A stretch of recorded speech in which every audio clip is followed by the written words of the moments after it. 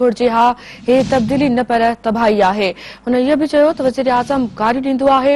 इमरान खान जी नाकामी जो बोझ महांगाई सूरत में अवाम भोगे रहियो आहे।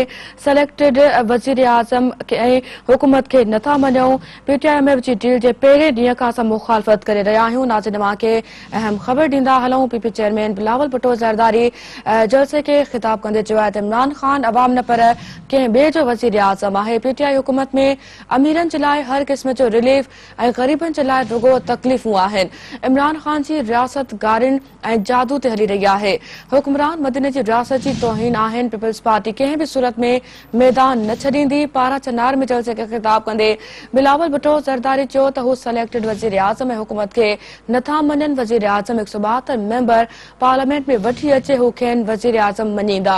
संदसि चवणु हो त रांदीगर खे कॾहिं बि सियासत में न आणणु घुर्जे हा। छा मदीने जी रियासत में कूड़ जी इजाज़त आहे? PP चेयरमैन बिलावल भुट्टो ज़रदारी चयो त हू PTIMF जे डील जे पहिरें ॾींहं खां मुखालफ़त कनि था। चवंदो हो आबखात कंदसि IMF वटि न वेंदसि। इमरान खान जी नाकामी जो बोझ अवाम महांगाई जी सूरत में चुकाए रहियो आहे। अवाम हुकूमत जी पॉलिसियुनि सबबि माशी बहरान जो शिकार आहे। ही तब्दीली न पर तबाही आहे।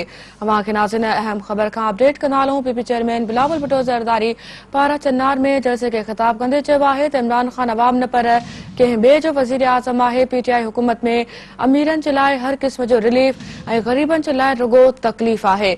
इमरान खान जी रियासत गारियुनि ऐं जादू ते हली रही आहे। हुक्मरान मदीने जी रियासत जी तौहीन आहिनि। पीपल्स पार्टी कंहिं बि सूरत में मैदान न छॾींदी।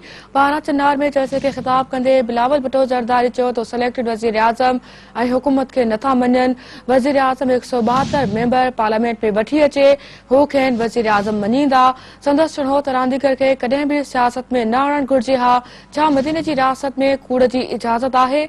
PP चेयरमैन बिलावल भुट्टो ज़रदारी चयो त हू PTIMF डील जे पहिरें ॾींहं खां मुखालफ़त कनि पिया। चवंदो हो आबकात कंदसि IMF